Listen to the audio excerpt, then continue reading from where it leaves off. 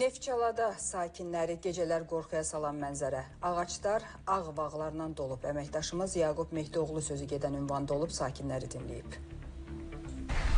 Son günlər ağ bağların Neftçala şəhərinin mərkəzində çoxalması sakinləri narahat etməyə başlayıb. Bu hal ən çox şəhərin Üzeyir Hacıbəyli küçəsində qeydə alınıb. Belə ki, yüzlərlə ağ bağ qəfildən küçədə yerləşən idarələrin birinə məxsus yaşıllıq sahəsinə hücum edib. Orada yaşamağa başlayıblar. Sakinlərin də qara günləri bundan sonra başlayıb. Onlar deyir ki, ağ bağlar səhərlər ərazini tərk edir. Amma axşam saatlarında yenidən bura yığılır. Bu zaman quşların qəribə səsi əhali arasında vahimə yaradır və bu hal səhərədək davam edir. Bundan əlavə ətrafı üfunətli qoxu bürüyür. Belə ki, ağaclardan və ətraf ərazidən yayılan kəskin nəcis qoxusu səbəbindən evlərdə pəncərə açmaq belə çətinləşir. Sakinlər iddia edir ki, ağ bağların bura gəlişindən sonra çoxeli ağaclarda qurumada müşahidə olunur. Səhər-səhər durursan, ifunət ilə mümkündür.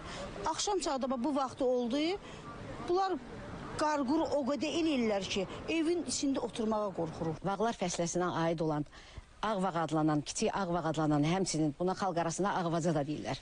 Quşların artması axır vaxtlarda bizim ərazimizə çox müşahidə olunur. Bu quşların adətən həmin əraziyə gəlməsinin səbəbi külün səviyyəsinin qalxması, eyni zamanda ətrafda müharibələrin baş verməsidir. Adətən belə olduqda quşlar öz yaşayış yerlərini dəyişməyə cəhd edirlər. Sakinlər məsələ ilə bağlı aidiyyatı qurumların hərəkətə keçməyini gözləyir. Yaqub Mehdioğlu, Vüqar Qaliboğlu, Günəş Rızayeva, Spes Xəbər, Neftçala.